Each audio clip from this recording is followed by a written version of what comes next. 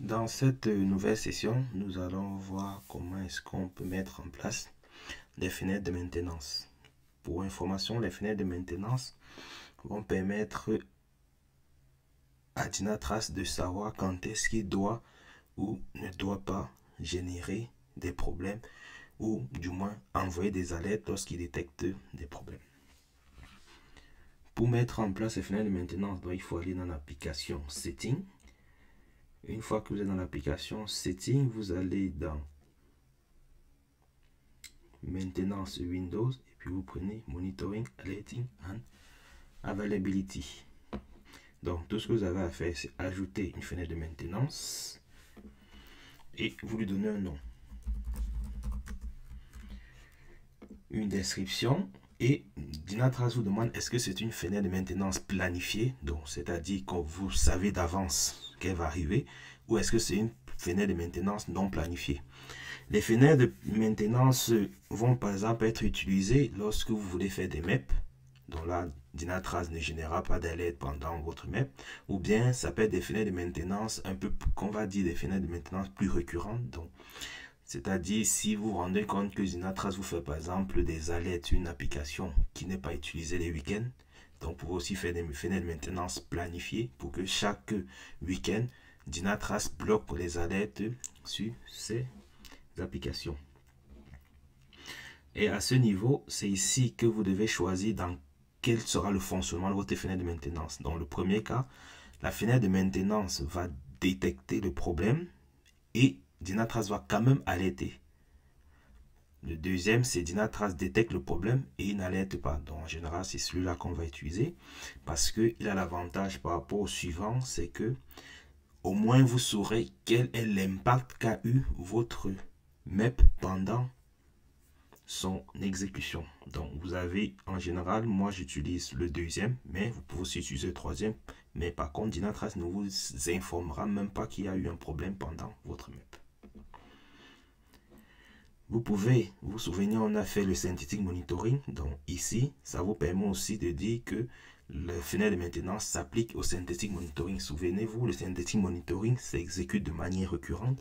Donc, il peut être aussi nécessaire si pendant votre MEP, vous souhaitez que le synthétique soit temporairement mis en désactivation d'alerte. Donc, vous avez juste à cliquer. Donc, ça, ici, c'est l'élément dont je vous ai parlé. Donc, la partie schedule. Donc, est-ce que vous voulez que la fenêtre s'exécute une seule fois? À ce moment, vous prenez 11 et vous lui donnez la date de début et la date de fin. Soit vous dites qu'il doit s'exécuter de manière récurrente, donc chaque jour. Et donc, quand vous prenez daily, Dynatrace vous demande donc de lui fournir tous les jours de quelle heure à quelle heure. Vous pouvez aussi choisir de manière hebdomadaire ou de manière mensuelle. Et donc, à chaque fois que vous sélectionnez un élément, vous devez fournir les informations référentes.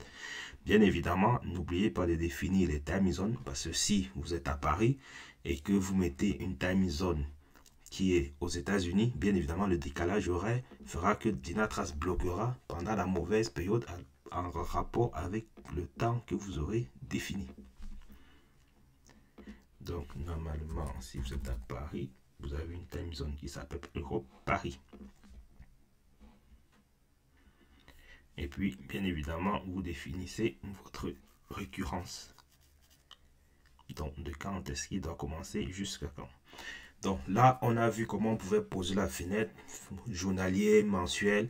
L'autre élément important, c'est de dire sur qui est-ce que la fenêtre s'applique. Et donc, c'est pour ça que Dynatrace vous demande d'ajouter des filtres pour définir ce qu'il s'agit. Dynatrace vous précise bien que vous devez renseigner au moins une des options. Soit vous savez sur quoi est-ce qu'il doit s'exécuter. Par exemple, vous dites que vous ne voulez pas vous positionner la fenêtre sur l'ensemble de vos services. Donc là, je positionne sur l'ensemble de mes services. Ou bien vous pouvez dérouler et vous prenez un autre service. Vous avez qu'à dérouler et retrouver l'élément sur lequel vous souhaitez. Soit vous pouvez décider de faire avec des filtres. Donc au lieu de dire je le fais sur l'ensemble des services, vous pouvez dire que je le fais sur des services, mais à côté. À côté de ça, maintenant, vous choisissez par exemple que je veux l'appliquer sur matinlecpa.fr. Donc là, vous pouvez définir que ma fenêtre de maintenance ne s'applique que pour ce service. Donc les autres services ne seront pas impactés par ma fenêtre de maintenance. Dernière option, qui est l'option que moi je vous recommande parce qu'elle est l'option la plus fluide, c'est l'ajout via des tags. Donc vous mettez maintenance, le tag comme vous voulez, et puis vous mettez